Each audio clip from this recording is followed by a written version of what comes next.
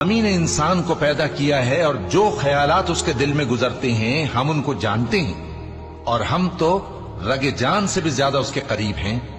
جب وہ کوئی کام کرتا ہے تو دو لکھنے والے جو دائیں بائیں بیٹھے ہیں لکھ لیتے ہیں۔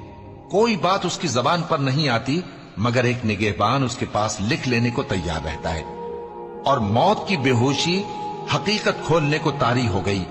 اے انسان، یہی وہ حالت ہے جس سے تو بھاگتا تھا، اور سور پھونکا جائے گا، یہی عذاب کی دھمکی کا دن ہے۔ اور ہر شخص ہمارے سامنے اس حال میں آئے گا کہ ایک فرشتہ اس کے ساتھ ہانکنے والا ہوگا اور ایک اس کے اعمال کی گواہی دینے والا۔ یہ وہ دن ہے کہ اس سے تو غافل ہو رہا تھا، اب ہم نے تجھ پر سے پردہ اٹھا دیا تو آج تیری نگاہ تیز ہے۔ اور اس کا ہم نشیں فرشتہ کہے گا کہ یہ اعمال نامہ میرے پاس تیار ہے۔ حکم ہوگا کہ ہر سرکش ناشکرے کو دوزخ میں ڈال دو۔